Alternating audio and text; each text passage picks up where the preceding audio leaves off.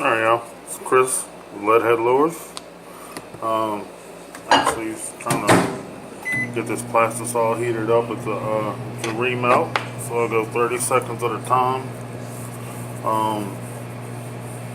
Get this heated up. Maybe we can show you our technique. Everybody has their own technique. A lot of people go with a cup, this way along me. I go this way. I feel like I have more control, plus I can see better, so I'm going sideways with the spout like this rather than like this, where I can't see past this cup. I can't see what's going on back here, where when I do it this way I can see everything. I can control my stream. I usually fill from the front to the back. A lot of people go from tail to the front. I go from the front to the back because I feel like I can actually push it up in there rather than letting it fall out. And then for me, it's just easier. So what we're doing this remelt glue. Like I said, we'll go 30 seconds at a time till we get it up to temp, and I'll be back when that happens. Alright, y'all, we back. I'm going to take a second to show you these molds. I get these molds from Moose Ridge Molds on Facebook. The beauty of open pore molds is there's basically no waste.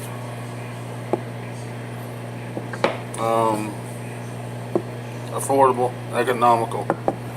So if there's only 2 or 3 baits you like, you want to get into this stuff, this is the way to go. If you're not looking to sell, just your favorite baits that you're tired of buying in the store, you'd rather make it home,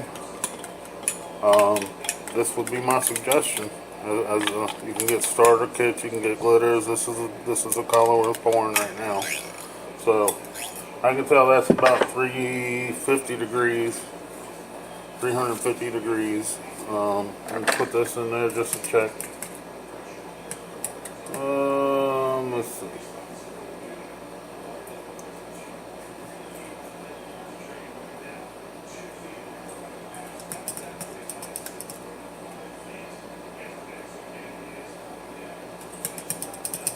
Just checking my thermometer.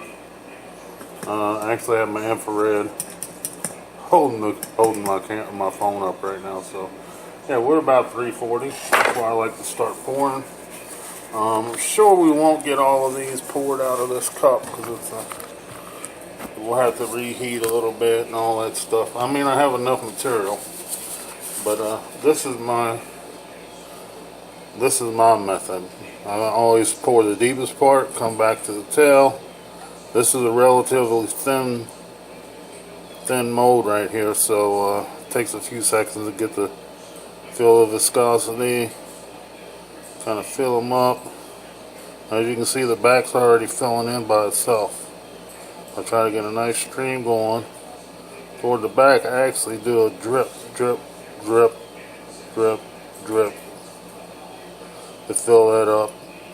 With these molds, if you do get a little overrun after it cools, you can just take your thumb or whatever and push against that side, since this is a hard mold, and it'll actually cut that right off. So I'm gonna do a couple more of these. I mean, as far as perfection, we know the fish don't care. As you can see, like I say, I'm pouring at the front, the back is filling up on its own, and then I'm trying to get that little drip going. Try to keep it in there. It's practice, that's all it is. It's all practice. And as I get going here, you'll probably see me get cleaner and cleaner, because it's been a couple weeks since I poured these. You'll see me get better as I go. Like I say, the front's filling up, the back's filling up, flowing to the back, and then I just start working my way back a little bit. You get going good, you can actually keep the stream pretty much. When you feel that tail end back there, it'll be a stream rather than going dot, dot, dot. But that would be my suggestion, to start off until you get the feel for it. And then you'll be able to get some really clean stuff And these tails are probably the size of pencil lead. So I did 4 of them. I'm gonna let them do their thing. I'm actually gonna pop this back in for about 15 seconds. Let me get that off of the spout real quick. The main thing is you got to keep this spout pretty clean so you get that good pour. Because the more it gets up on there, the thicker your stream is going to be. You get less control. You know, like I say, at the time, more and more doing it, you get the knack. You actually be able to pour off of that, and you won't even worry about that no more. But until you get there, this is my suggestion is to keep that spout clean until you really get the feel for it. We pop that in for 15 seconds. We'll pull it back out, and then we're going to move on to these bigger worms. These are called braided worms. I get these from Moose Ridge Molds on Facebook. Great service. Sometimes you can find this stuff on sale. It's not perfectly poured. Get some good deals on them. So, get this back out.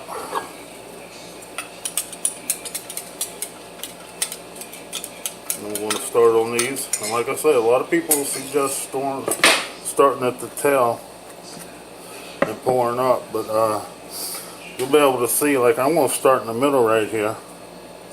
But this is my technique. There's no right or wrong way, so I'm starting at the middle. So automatically going to the front. I watch the front fill and start working my way back, and then you can actually trail it all the way to the back so you get to that paddle tail part, and then you just stop and then just fill that in. We're going to do another one of them.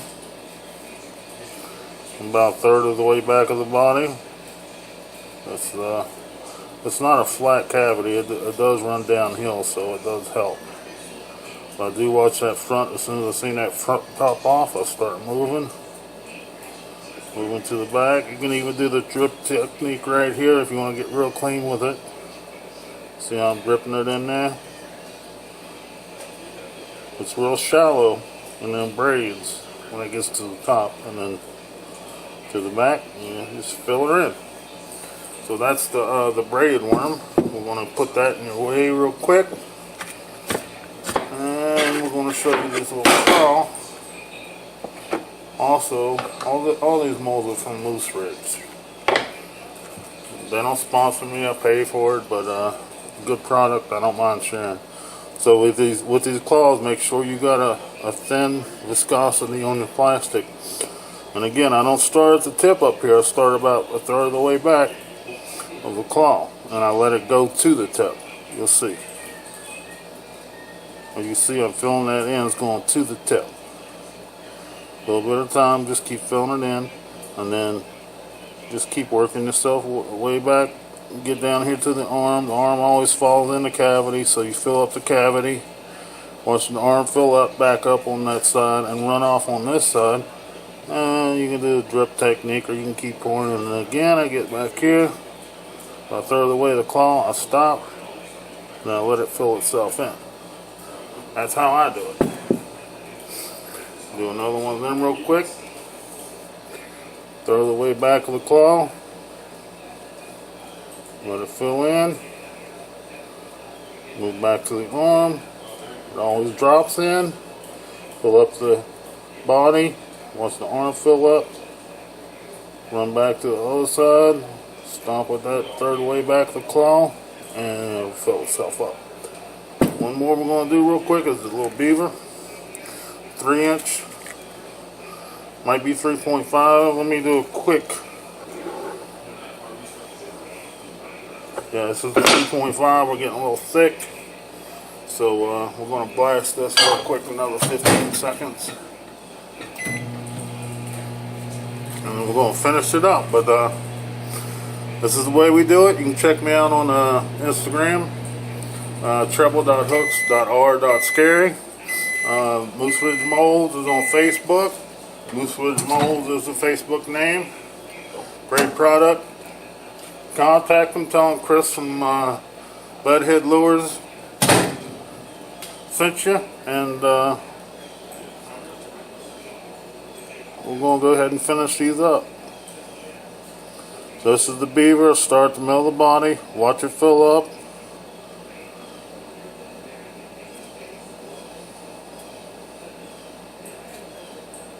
Take your time. We got these little ends back here you got to get full. Just keep filling it. This one pretty much fills itself up rather than running off on itself. But I always fill the body first to keep the appendages from draining back down in. That's the way I do it. There's no right way, no wrong way. Your way is the best way. Appreciate y'all. Hopefully this video helps some people out. We're here to help. We're here to learn. We're here to work. Y'all have a good day.